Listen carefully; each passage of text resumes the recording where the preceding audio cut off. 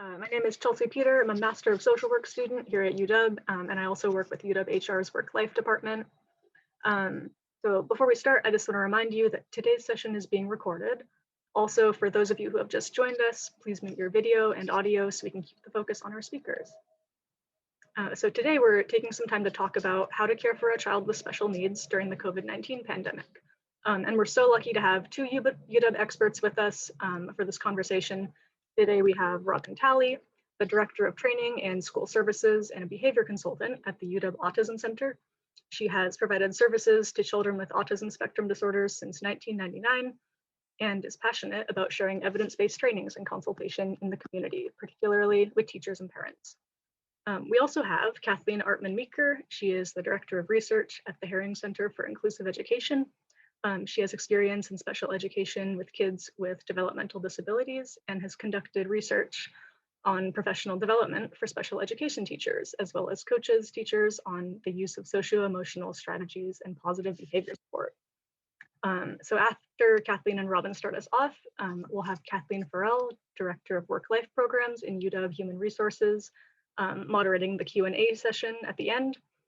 In her role at UW, Kathleen coordinates childcare resources and caregiver programs like today's event. So Robin and Kathleen can start us out by sharing a little bit about themselves and providing insight from their work with families to help you start thinking about supporting your own child during these challenging times. Please feel free to share comments and questions at any time during today's session.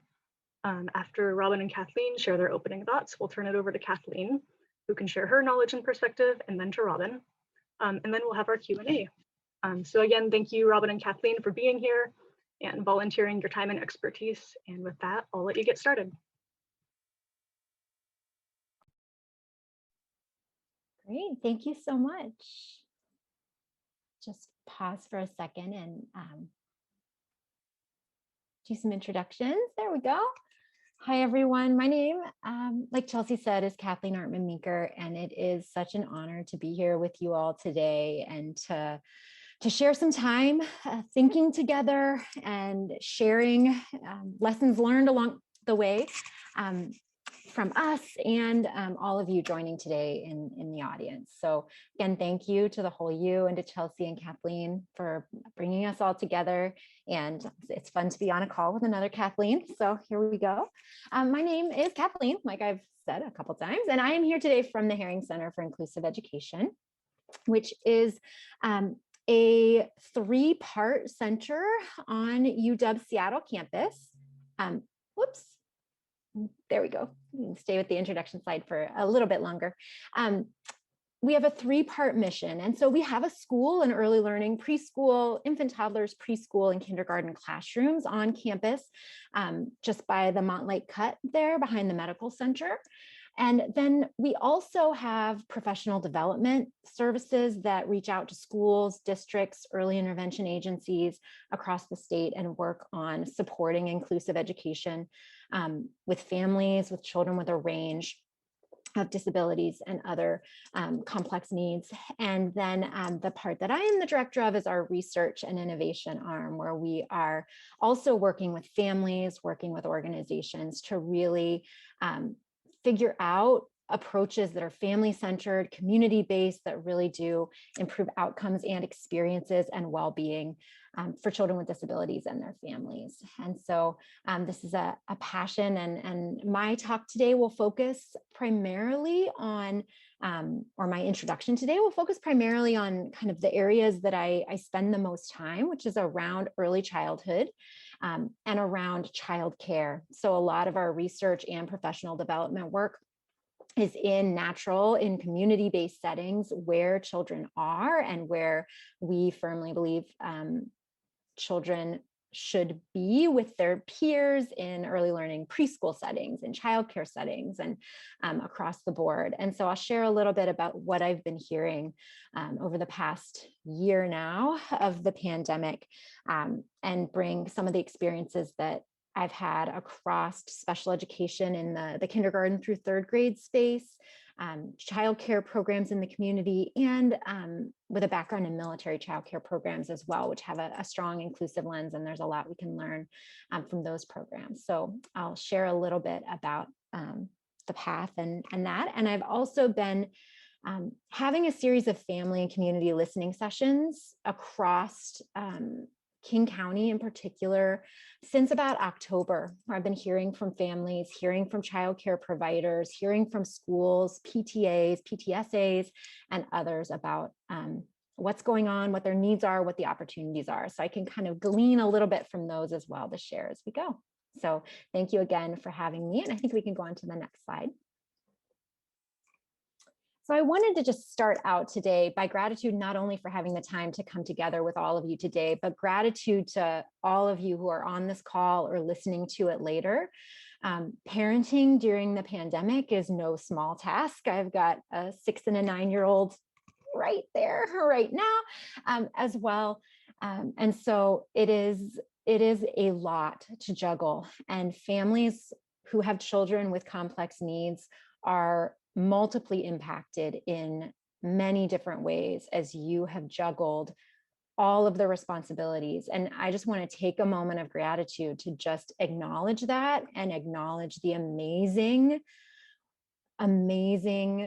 experiences that you are bringing your children, and that it has been hard. It has been hard. And I want to acknowledge that many of you are facing work reductions or changes in your work schedules to be able to accommodate and support your children's learning, that you are advocating in ways that have historically fallen on families of children with disabilities, but now more than ever advocating for your children's rights to their education and to the kinds of educational experiences that you know that they need. And so I just want to honor that, all of the energy that has gone into parenting in the pandemic, and just the amazing work that you're doing, and the evidence of that I'm seeing across communities is just really moving to me. And so the strength that is in this community of families and people who care and are passionate about the experiences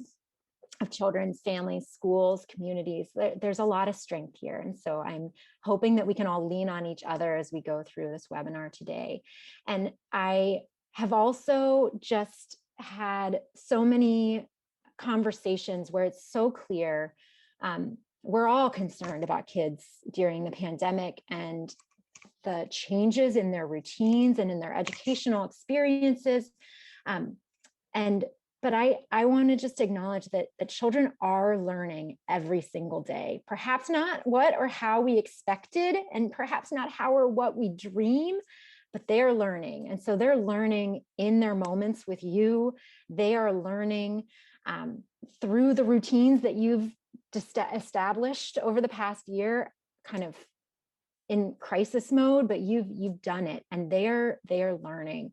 And so I think that's something that we'll look back on this time and celebrate the different ways that children have learned and grown during this time, and that families and adults have learned and grown over this time as well. So thank you and acknowledgement for that. And we can go to the next slide, please.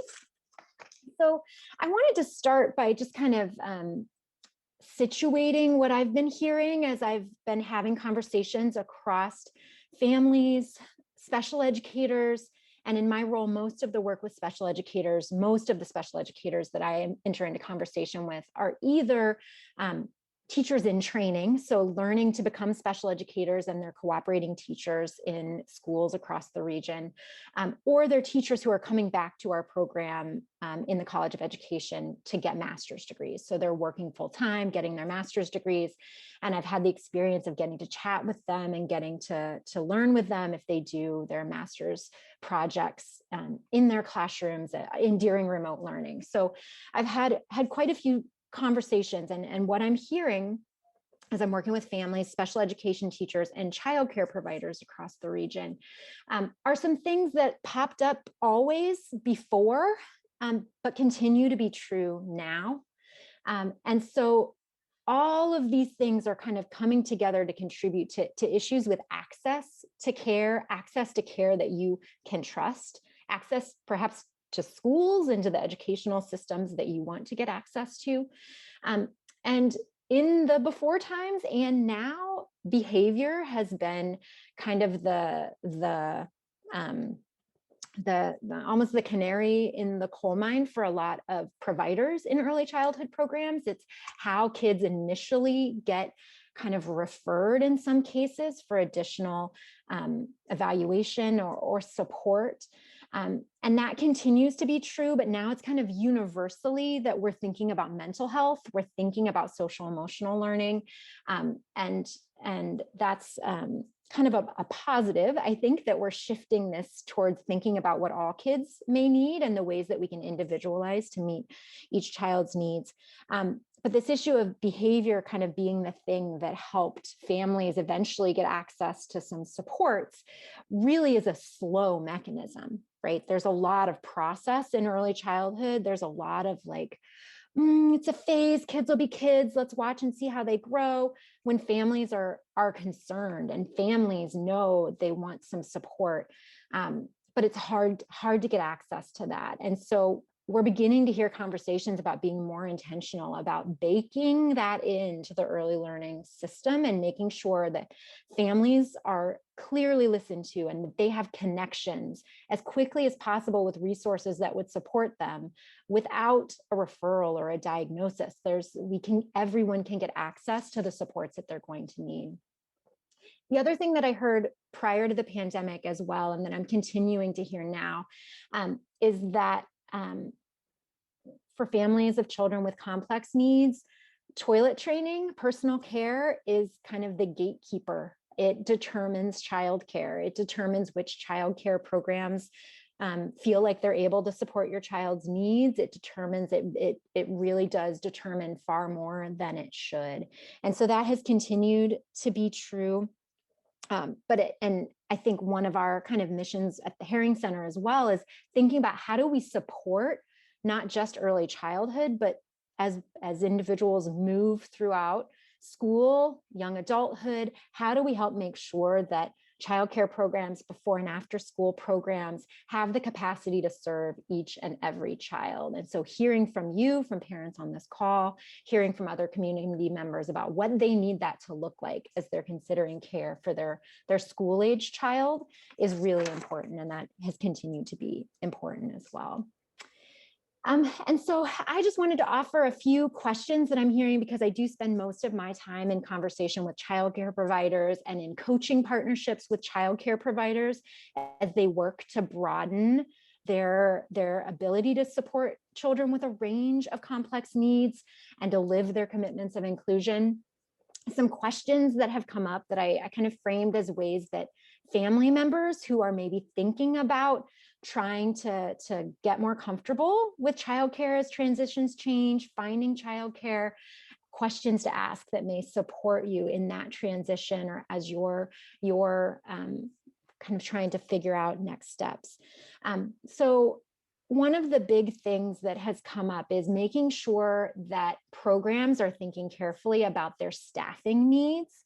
COVID, the biggest impact on COVID has had is on staffing. And as there are, as programs, childcare programs have had to reduce size because enrollments have dropped, and they've had to plan around for staff absences with quarantines and exposures and different pieces. It's really important to have conversations with childcare when your child has particularly complex needs. How are those programs thinking about staffing and ensuring consistent staffing and ensuring that anyone who has responsibility for the health and safety of your child is prepared, right? Thinking about who the subs are, who the floaters are, how they're managing that within a program, how they're making sure that all staff know and understand emergency plans, not only for the program and COVID protocols, but for your individual child. If your child has respiratory needs, if your child has seizures, if your child has other emergency plans, how do all staff know and coordinate during this time when coordination is especially challenging and there is so much kind of day-to-day lack of predictability. And then the next thing that I've heard a little bit about is thinking about the related services that your child may receive. So if you have speech and language services, occupational therapy, mental health services, special education services that are kind of itinerant and served on-site consulting with teachers, how are those services happening during the pandemic? our specialists or consultants, behavior consultants, folks from the Autism Center, other places, are they allowed in the building, or are there telehealth kind of consultation models that are set up and established to help support family communication and consultant communication, maybe direct service providers that work with the family and work with a school or work with a child care program? How is that going to be negotiated between you and the program? And are they thinking about getting the support that your child needs? Next slide. Next slide, please.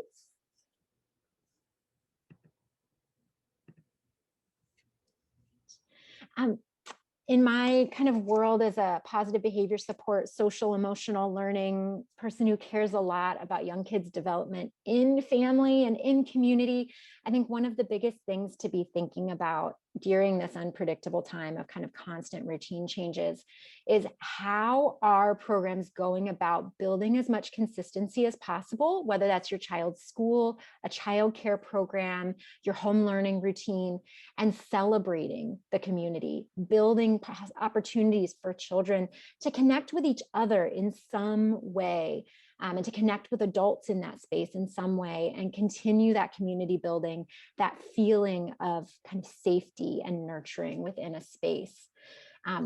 Along with that, planning ahead as much as possible. We know there are going to be times where children and staff are out for absences, exposures. Childcare programs now are even more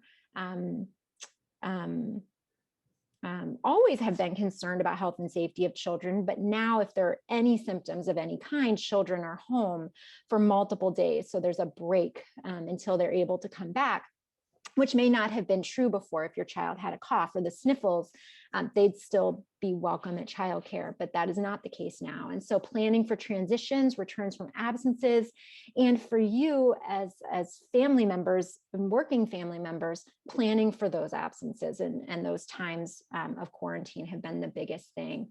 And thinking through carefully about childcare programs' relationships with districts, how they are managing remote learning. If your child goes to a before or after school program, is in school age care, how are they coordinating? Do their staff go and do some supply pickups? Do their staff have backup materials that they can use? Do they have access to the equipment? Do they have a helpline that they can get on to get support when they've got multiple kids in a space and when they're working with kids with complex needs? And then how are the programs thinking about mental health supports for the staff and for families as well? Okay.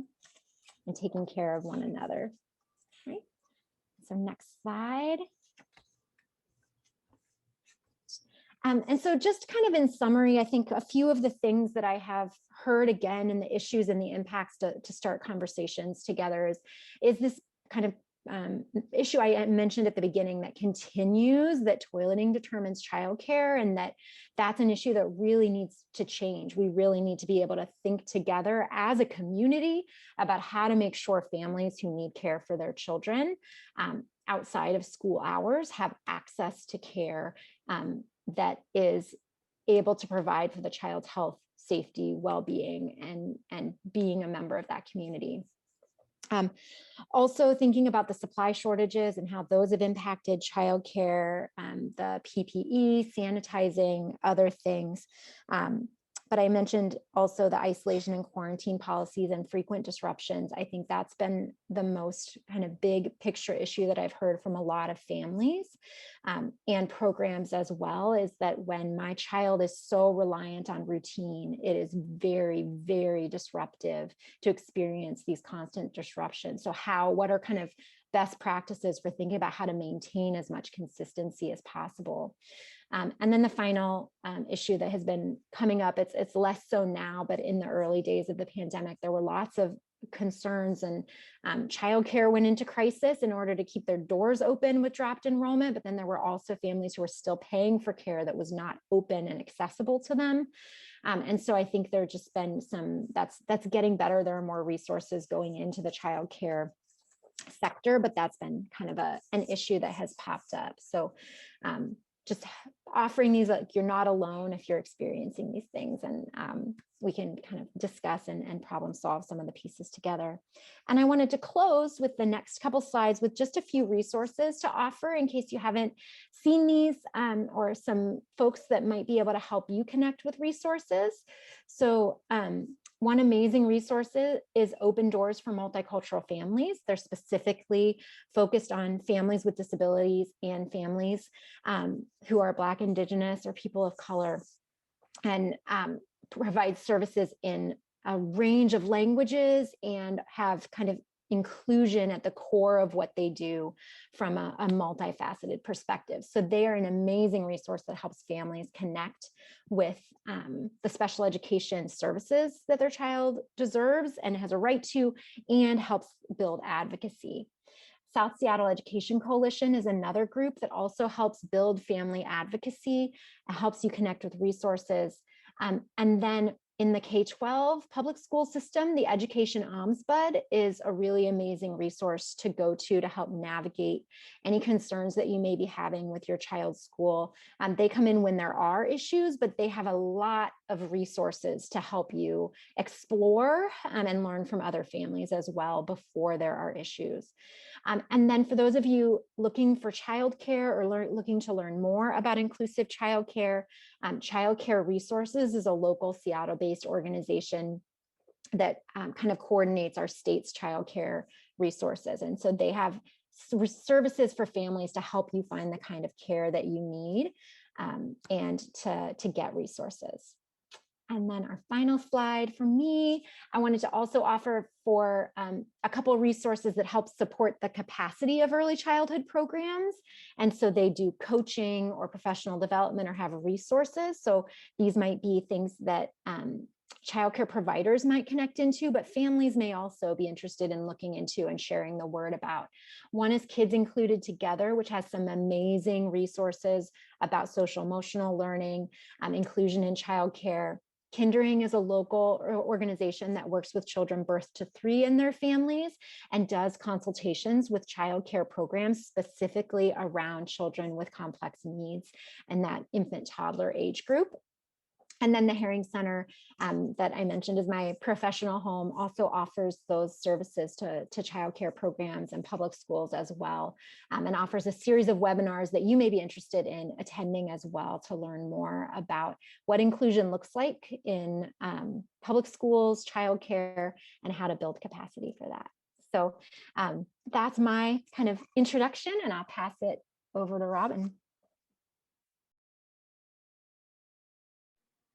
Thanks, Kathleen. And again, thank you to the whole U and Kathleen and Chelsea for having me.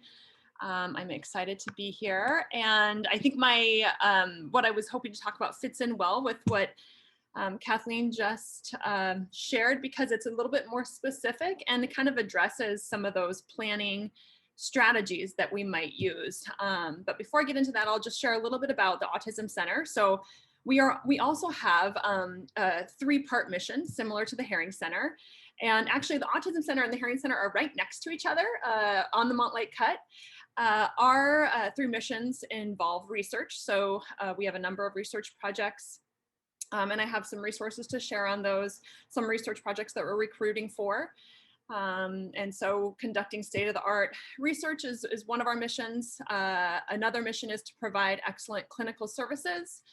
So we have clinical services around diagnostic evaluations. Again, we are a little bit different from the Herring Center specifically for autism spectrum disorders. Most of our services are really specifically for autism versus the Herring Center spans a little bit wider breadth of individuals with complex needs. And then so we have diagnostic services and we have other intervention services, speech language pathology, behavior therapy, and then also some of our psychologists also do therapy based services. And then our third part is what I'm the director of, which is training and consultation, is to conduct and provide high quality training to the community. And the community for us are parents, again, similar to the Herring Center, school districts, educators, other providers, anyone who either directly or indirectly sort of comes into contact with individuals with autism. And I have been providing services to individuals with autism for quite some time. I'm a board certified behavior analyst, so I am primarily using behavior strategies to change and teach behaviors.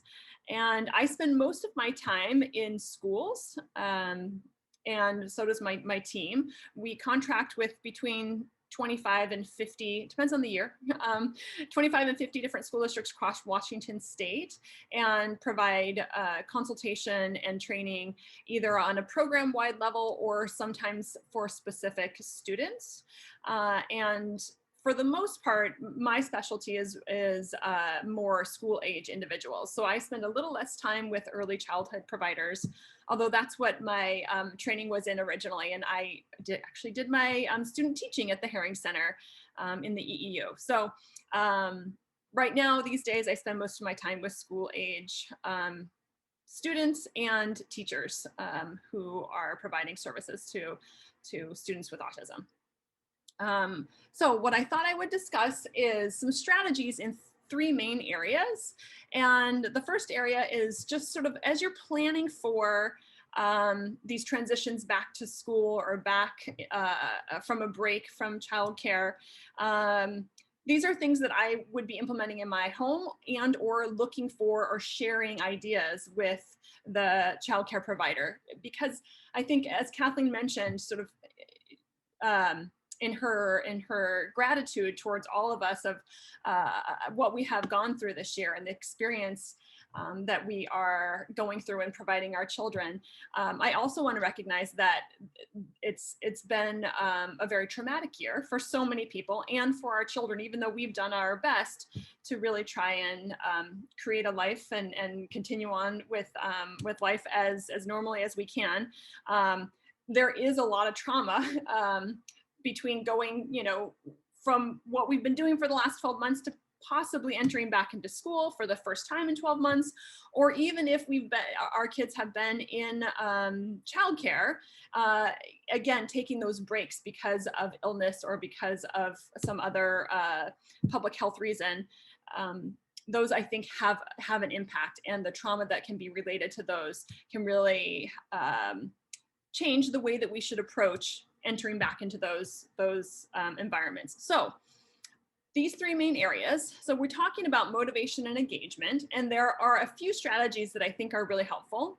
The first thing is, again, if we're having difficulty getting our kids to stay motivated or engaged in what it is that is happening, or we're trying to teach them, or the activity that is being selected or presented, using child-selected and preferred activities can really increase their motivation to participate.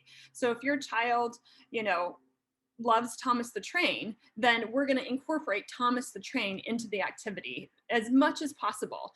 So whether it be that we're coming to Circle and we have Thomas the Train toys out, or reading Thomas the Train books at Circle, that we're going to use those items that they have selected, that they gravitate to, that provide them some comfort, some familiarity, to increase their engagement and motivation. We're also going to try as much as possible to have consistent responses to our children's cues. So again, that creates a sense of predictability of this is, when I give you this cue, this is how you will respond. And it helps sort of tailor or direct the child's behavior. We also want to limit demands as much as possible, especially in these times of transitioning back into an environment that has more demand and more structure and is not quite as the same as being at home. And we want to do that by increasing maybe our narration. We have a hard time as adults staying quiet when we're interacting with our children, and especially if we're teaching them. And so oftentimes what we say comes out as a demand. So what does the cow say? Or what color is the cow? Where does the cow live? instead of asking all those questions, placing a demand, using narration to sort of help fill the void. Providing lots of choices so that, again, this helps us use materials and activities that are child selected. We want to take turns as much as possible. So we start engaging in some sharing and some reciprocity. And then, of course, incorporating physical movement and outside play as much as possible. Because we probably have, just living in Seattle, come out of spending a lot of time inside. And so incorporating those things will be beneficial to everyone. All right, so the next slide, the next sort of area I thought to cover was what we can do to prepare our environment. So again, this can be the childcare environment, this can be your home, but wherever your child is, making sure that the activities that occur there predictably. They occur in the same place, they occur at the same time. Many of us are having homes right now that function, serve many different functions, many different purposes. And so whether or not we have, right now my kitchen table, I have a 12 and an 8-year-old, my kitchen table is also a classroom. And so it isn't always a classroom, but from 9 to 3 every day, it's a classroom. And so I make sure that that is where the classroom is every day at the same time. And at the end of the day, I reset. I put away those activities. They all have a place to go so that my kids know that this is how I know that it's time for school. Preparing the environment sort of helps them get into the right mindset of, this is what's going to happen. Here's the expectations. Here's how I manage my behavior. But the environment can really provide a lot of cues to the behavior, and that limits requests from the adult or demands from the adult.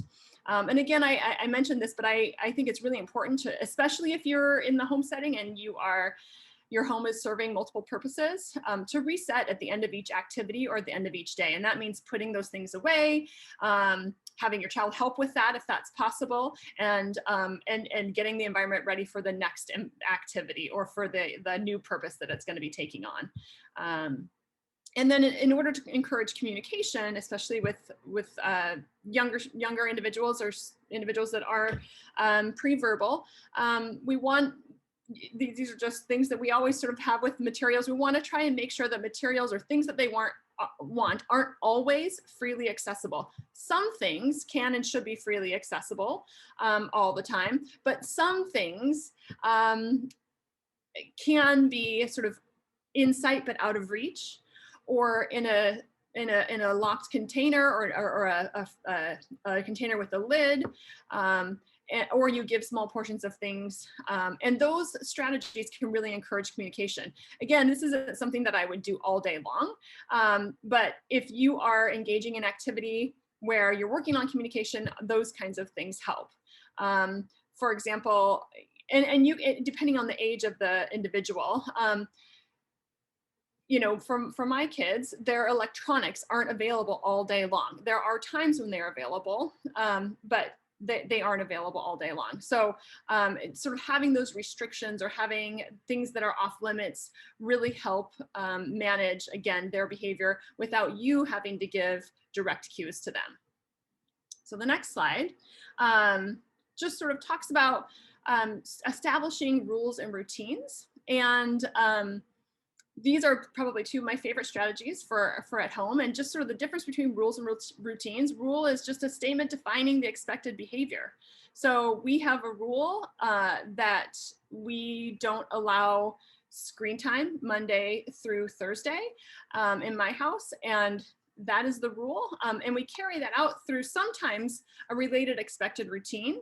And the expected routine is essentially a list of steps of how you achieve a specific goal, right? And with our routines, we want to start off with functional routines first, and we want to really aim to structure unstructured time.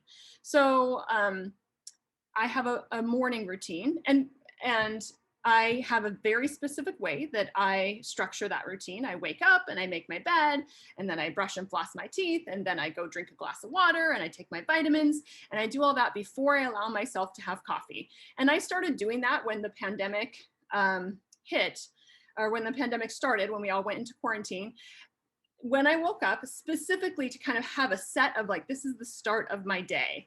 And that has helped me to sort of, after that, what I do after that changes every day. Sometimes it's the same, but that sort of helps me signify the start of my day. And so when you're thinking about routines for your kids, think about those parts of the day that are functional, that will result in a functional skill, or that are unstructured right now and that you might want to provide a little structure to, and identify a routine that you could build. Let's see. And so on the next slide, some steps to establishing these things are that you first want to identify the desired routine. So again, if it's maybe an arrival routine, or if it is, again, a morning routine or a lunchtime routine, you identify what it is that you want to build a routine on, and then you task analyze, which means you kind of participate in the activity and write down or identify the important parts and the order in which they should happen. And then you provide cues or visuals or warnings or things like that to say, okay, this is what we're going to do, and here's this next step is coming up. And then of course you want to show the routine. And for me, determining motivation, for me, it's coffee, right? After I finish my morning routine, I get coffee. And for your child, it might be that, after they finish their morning routine, they get to sit down and snuggle and read a book with you. Or when they finish packing up their backpack for the beginning of the day, they get to go for a walk outside. Or for lunch, after they do their lunch routine, they get a snack or a special treat at the end of lunch. And then of course you want to teach, model, and practice. But the most important part is really implementing these things consistently. And I would say with rules and routines, I have lots of rules and routines in my household, and I recommend lots of rules and routines for the consultations that I provide. And I follow the 80-20 rule. 80% of the time I follow them. 80% of the time I enforce them. 80% of the time I expect the rules and routines to occur, knowing that 20% of the time those things are not followed. And that allows you to, not be so rigid or take off put on your parenting hat and then take off the teacher hat, and say yes to watching a show on a Tuesday when it's supposed to be the rule that you don't have screen time Monday through Thursday.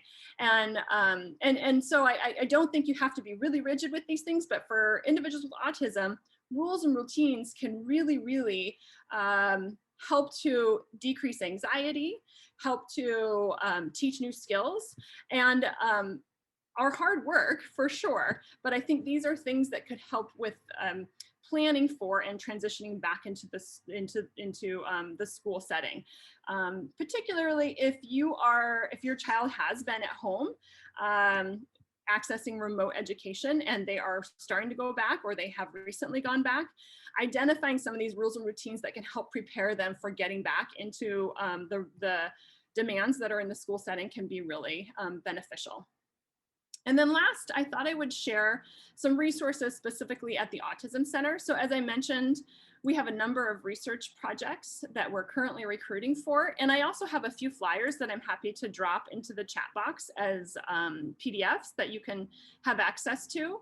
But there is the website there for our research projects.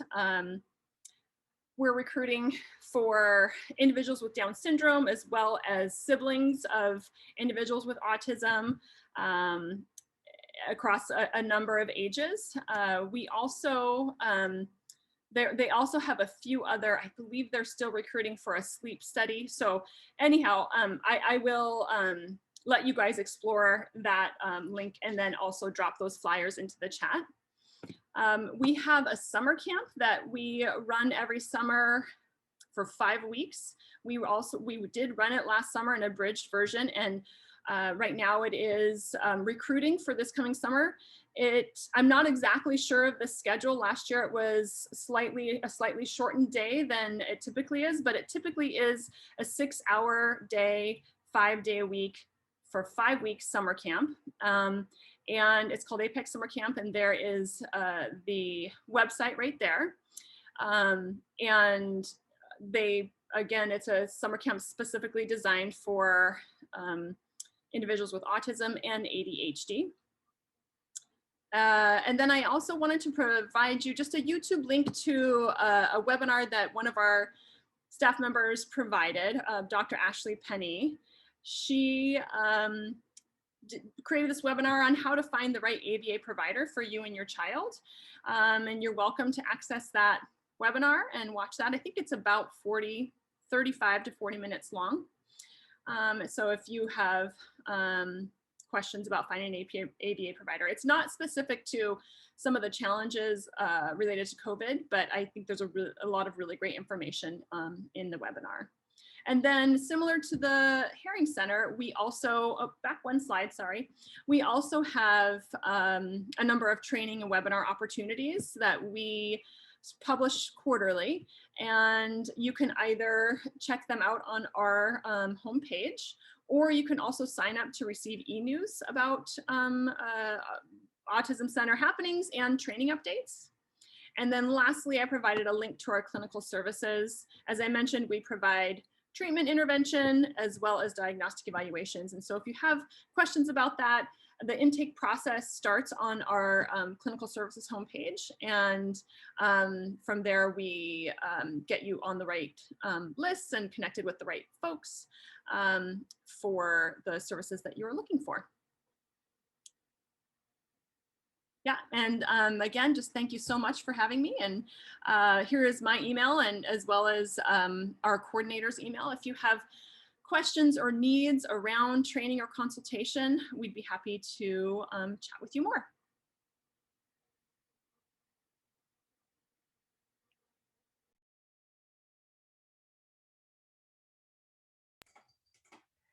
Thank you so much, Kathleen and Robin. I think you started your time thanking parents and thanking providers, and now it's my time to thank you both for being here today. And part of my image of this COVID time is this giant trust fall where we've all needed to kind of lean on people, some of whom are so far back in the line, we might not even realize they're part of what's holding us all in our communities together right now. And both of you and your teams at the Herring Center and the Autism Center have been a big part of supporting our parents who are doing amazing things right now and showing such love and creativity during a time of stress. So thank you for your role.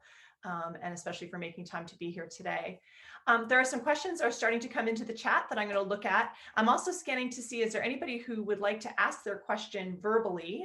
Please raise your hand and feel free to unmute yourself when I call on you. Please keep in mind this is being recorded, so if you're speaking, you will be on YouTube on the Whole You site for posterity's sake, so just please keep that in mind.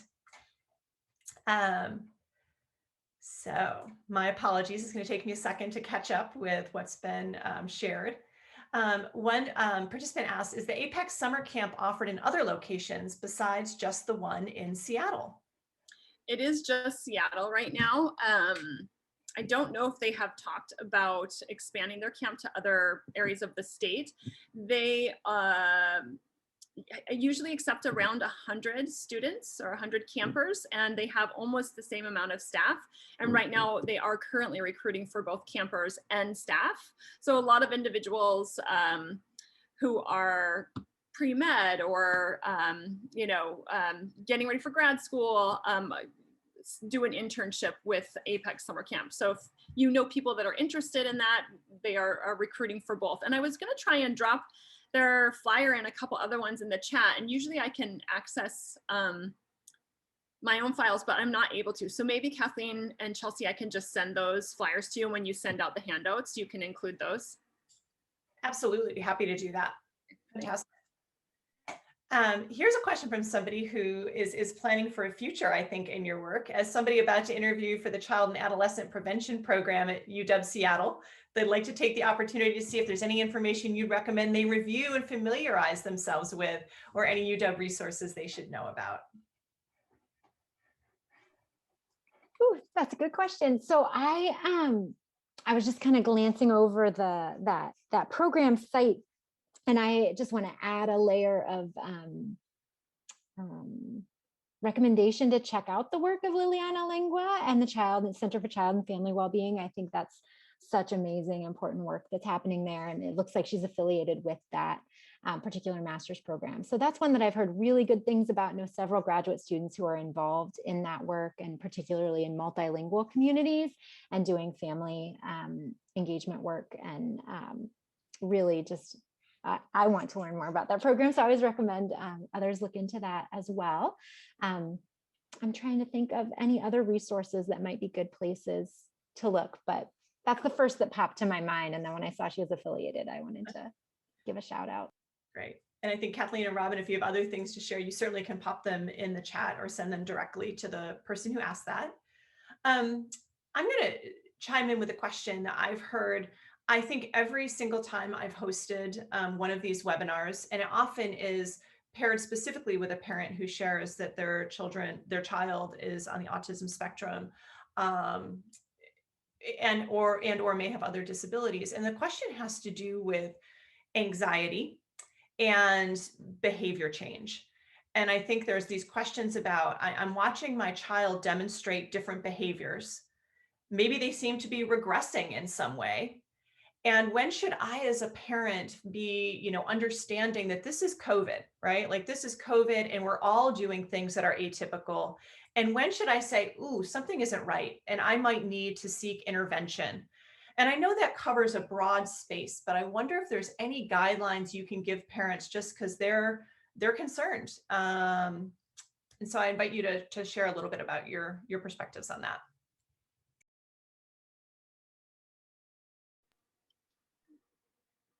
Okay.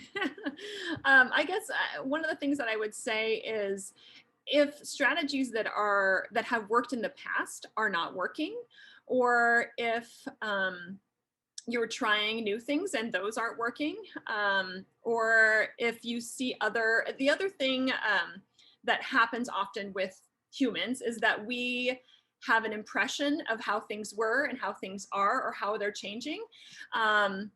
And sometimes that's not always accurate. So maybe even start collecting, even if you're writing notes out, start collecting some information, some data. The behavior analysts really love data, and we like to sort of see, okay, what is the change in frequency, or how much more often are they engaging in this behavior? And certainly acknowledging that, yeah, I agree, a lot of things are happening, and behavior is changing. And it's hard to determine, when you should be going to seek out more services. For individuals with autism, I would bring any concerns you have up with your providers that you're working with. And if you aren't working with a provider, an ABA provider, or a speech language pathologist, bringing that up with your pediatrician as well, and asking for resources from a professional that you're working with. I'm sure, Kathleen, you have other things to add. Yeah, I would just echo a lot of what Robin said. I think that collecting data is a really important way to think about kind of monitoring what's happening during this time. And you might think about it as journaling, right? If collecting data feels like that's not something that you want to layer onto yourself, start a journal of what you're seeing in your child. And that might be really helpful when you go to talk to your pediatrician or talk to others, that you've got this kind of a bullet point for each day of things that happened that stood out to you that you want to remember and be ready to talk about. The things that I always try to remind myself and share with others too is that behavior is communication. And so what is your child trying to communicate through their behavior? Are they communicating discomfort with a routine? Are they communicating that allergy season is starting, even though things aren't blooming quite yet, but there's something's not right in their body? Are they communicating that they are scared about the changes that are happening? And so behavior is communication, and how can we kind of learn to read that communication and be good communication partners with our children and respond to that behavior as communication. The second thing that I would say is, as your child's anxiety might become more visible and maybe escalate, it's also very likely that the parent's anxiety is increasing as well. You're concerned about your child. And so I always encourage families to take care of yourselves. And I know that's like the buzzword of the times is self-care, but I think thinking of it from a parenting perspective, what do you need to feel today with your child? What would fill you back up? And maybe it's not taking a bath or going for a walk, but is what can you look for with your child today that you need to feel with them? Like, do you need to sit with them for a couple minutes and just rub their back? Do you need to watch them watch Thomas the Train? Like, does that fill you up and help give you some more energy? And then the second thing related to behavior, it's a little separate from the anxiety question. I want to go back to like making sure that you connect with your pediatricians and other specialists who are able to support you. But from the kind of very simple behavior change kind of point of view, during this time when we're all spending so much time together, we can easily get into some cycles of interactions that may not feel very positive. And so just pausing for a moment and you get more of what you pay attention to. So when you feel that you're entering into a potential fight about remote learning, or there's a potential kind of meltdown starting to happen, pausing and thinking about what kind of routines, like Robin was talking about, could help you remember to notice even the smallest kind of positive behavior that you're looking for, or that would help you feel connected with your child. So are there systems that you could put in place? Lots of schools use kind of what are called token systems, where children earn little tokens that build up towards an award or a reward. Extra time with the iPad. I'm working for the iPad and I do these 3 things and I get some iPad time. Are there little simple things like that they work for children, but they also work for adults to remind us to notice the things that children are doing that are following along with the routine, even if it's a small baby step, helping us notice those little things. So that can be important, and that can be an important shift as the adult to kind of pause and say, okay, I'm feeling like I'm noticing a lot that's going wrong right now. I'm going to just try and notice. Whew, they took a breath. I'm going to just pause and notice. I'm gonna take the risk of asking one other question. I know we're really close on time, but again, it's something that I know has come up in surveys that we've done, and it's something I know many parents have been asking about. And Kathleen, I think during your introduction, you shared that there's increasing conversation among schools and providers to be more accessible and to make it easier for parents to make contact with, folks who can help and support them and children. And I think a question we hear often is, I don't know how to advocate for my child right now. Like, when I do get that time, how do I best use that? And that's a big question to ask as we're getting ready to wrap up. But I guess I invite either of you to share a thought or two on that as a way of bringing us toward closing. Because I know that is, again, something that I just hear frequently. I don't have time, and when I do, I don't know how to make the most of it. I don't know. I think we all have anxiety about how to advocate for our children. I know my children are in Seattle Public Schools, and I have the same concerns. How do I advocate for them and keep their needs and the teachers' needs in mind and get them back in school? So I understand that question and that anxiety that occurs from not knowing how to how to advocate, or not knowing what to do, or when to advocate. So I look forward to hearing what Kathleen has to say. But I think that one of the things that I can be helpful is to be in communication regularly with your IEP team. So even if we haven't been in school, and I guess that would assume that your child has an IEP. But if your child has an IEP, but even if we haven't been in school, the IEPs and your IEP team is still working for your child. And so be in communication with that team of experiences you're having at home and needs that you may have at home. Any school refusal of logging on, anxiety you're experiencing or they're experiencing around going back to school. But I would be in communication. The old saying of the squeaky wheel gets the oil, or whatever it is. I think that's really true. And it's a fine line to balance between making sure that you maintain a positive relationship with the school providers and your IEP team, but advocating for your child is top priority. And so I understand, not wanting to be ruffle feathers, but at the same time, I think the priority is making sure that your child has their needs. So if you have to be the one that's sending emails every day, then that's the role that you play. And that takes a lot of time. I recognize that. So yeah, Kathleen, anything you have to share? Yeah, I would add that so much has fallen on families of children with disabilities during this time to advocate. And it's an individual issue with you and your specific IEP team, but it's also a much larger systemic issue that needs to be solved. And so I think when I opened with that idea of that there's strength in this community, what I have seen is the special ed PTSAs really advocating, bringing district leaders to PTSA meetings, really speaking truth to power about the changes that need to happen. And change is not fast. Trust me. I know, like, the frustration and the pain in those meetings is real. But I think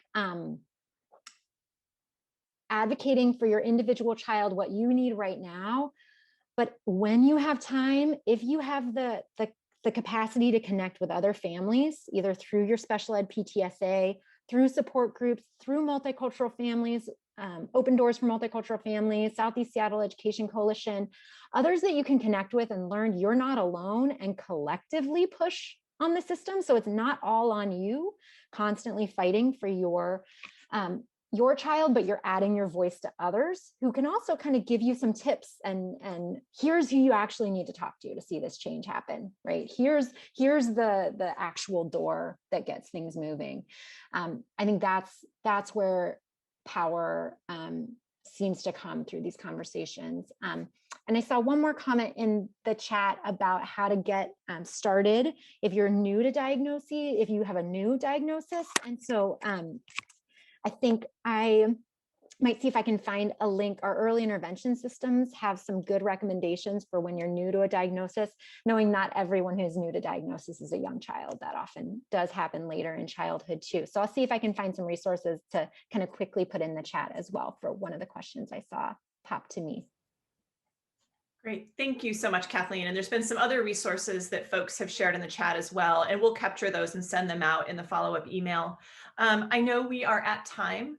I want to, again, extend my gratitude to Kathleen and Robin, and to all of you who are participating. Thank you for being here, for taking care of yourselves so that you're doing that important work of being there for your kiddos right now and continuing to do that. You'll get an evaluation form for this session from the Whole You. Please fill it out. It really helps us figure out what to offer and how to offer future events and create articles and resources for you. So thank you, take good care of you, and we hope to see you on another event sometime soon. Bye-bye.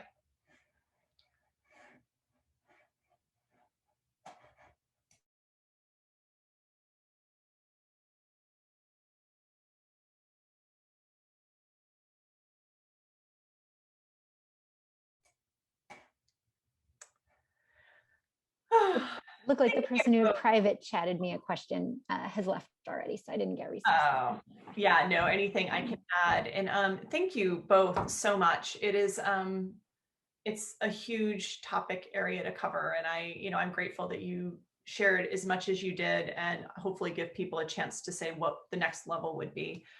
Tell me what you're thinking. Chelsea, first of all, thank you. Now that I can see you. Thank you everyone for being here today. I'm so excited that we could provide this for UW.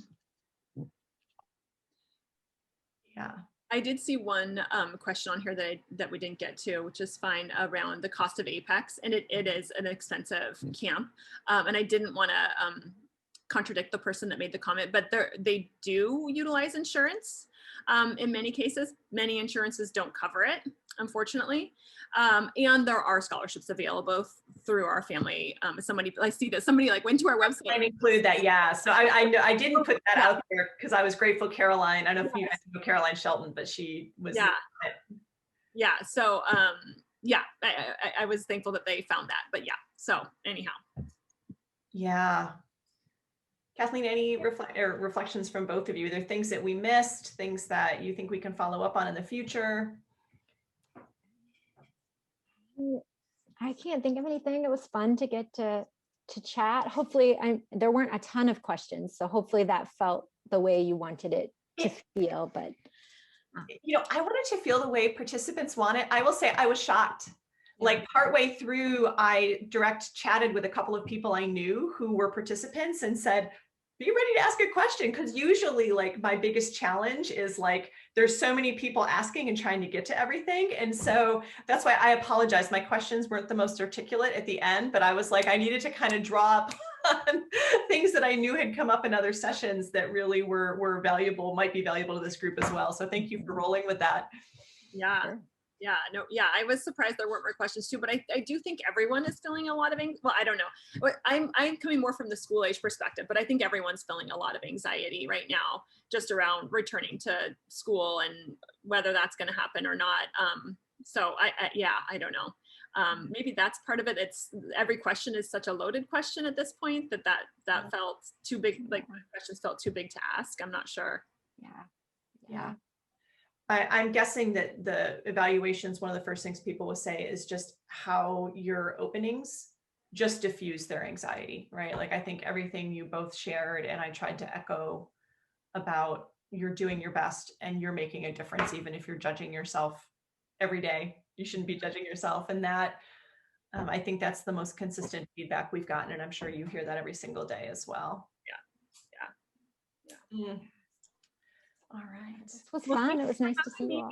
Yeah, and thank you again for making your time to prepare and be here. And it's wonderful to meet you both. And now, of course, you're on our list for the future. And that can always mean referring us to somebody else who you think would be great. But yeah, as we're building out more of our supports for parents, it's wonderful to be able to give the, all that we have at the UW to them. So thank you.